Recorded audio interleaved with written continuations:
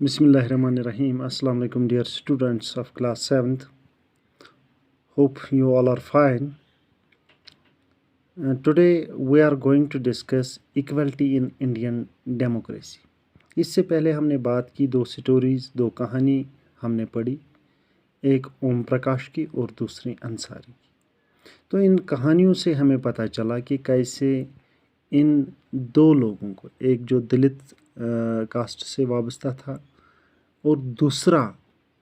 जो एक मुस्लिम था, on the basis of religion and caste, उनको डिस्क्रिमिनेट किया गया, उनको उनका जो हक है वो उनसे छीना गया। तो अब अगर हम देखेंगे हमारा मुल्क जो जिसका नाम इंडिया है, एज यू नो कि हम एक डेमोक्रेटिक सेटअप में रहते हैं, यानी हमारा मुल्क जो है जमहूरी, यहाँ पर जमहूरियत है। तो यहाँ पर बिल्कुल आइन जो कॉन्स्टिट्यूशन है, यानी constitution means A set of basic rules, जो आपने क्लास 6 में भी डिस्कस किया है, कॉन्स्टिट्यूशन हम किसे कहेंगे। तो ये आइन जो है बराबर सभी लोगों को ट्रीट करता है और इक्वल राइट्स देता है, यानी आइन के सामने चाहे वो मेल हो, फीमेल हो, मर्द हो, औरत हो, अमीर हो, गरीब हो, किसी भी ज़ात पात से ताल्लुक़ रखता हो या किसी भी मज़हब से ताल्लुक़ रखता हो या किसी भी कबीले से, या जो उसका एजुकेशनल बैकग्राउंड है या इकोनॉमिक बैकग्राउंड, तो या इकोनॉमिक बैकग्राउंड में हम देखते हैं चाहे वो अमीर है या गरीब है, एजुकेशनल बैकग्राउंड में देखते हैं चाहे वो लिटरेट है या इलिटरेट है, या पढ़ा लिखा है या अनपढ़ है, तो उनको बराबर हक है, वो बराबर इक्वल यानी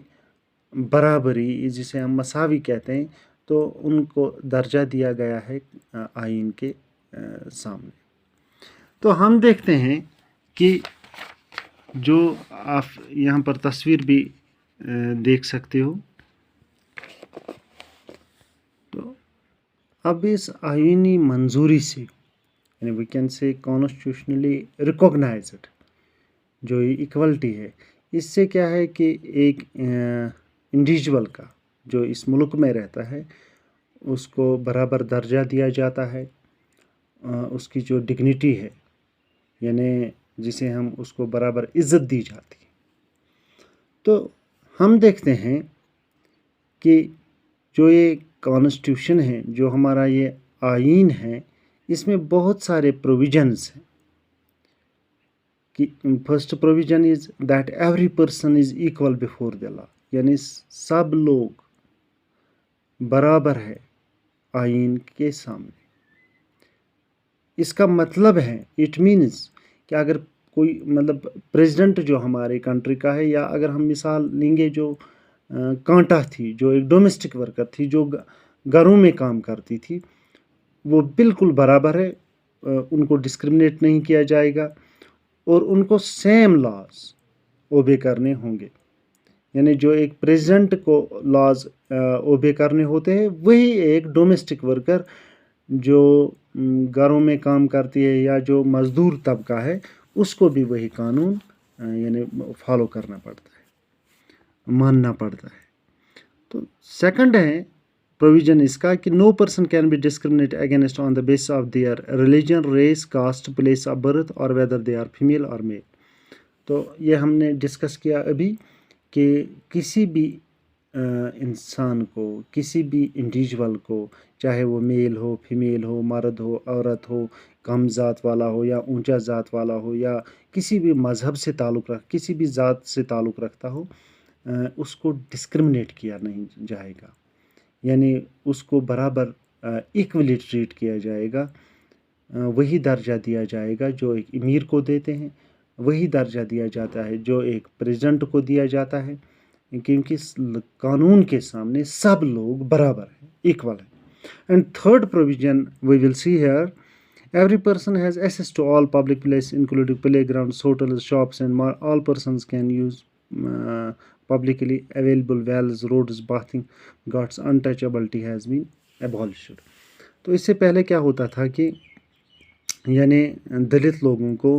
ان کو یہ اجازت نہیں تھی کہ وہ کنویں سے پانی لائے یا کسی یعنی مطلب برہمن کے ساتھ جو اونچی ذات والے ہیں ان کے ساتھ چلیں، یا بالکل ہم دیکھتے تھے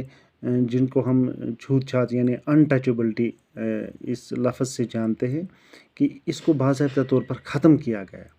اب دلت جو ہے وہ بھی ہوٹل کا استعمال وہ بھی ہوٹل میں جا سکتا ہے، وہ بھی پلے گراؤنڈس میں وہاں پر کھیل سکتا ہے۔ اس سے پہلے اس کو اجازت نہیں تھی کیونکہ وہ جو ہے لور کاسٹ سے بلانگ کرتا تھا، جو کم والی ذات ہے مانی جاتی تھی، تو اس سے بلانگ کرتا تھا۔ اس کو وہ جو دوسرے بچے تھے اس کو وہ اپنے ساتھ کھیلنے نہیں دیتے۔ لیکن اس پر سارا جو ہے یہ سسٹم آف انٹچبلٹی ہیز بین ایبالش، اس کا خاتمہ ہوا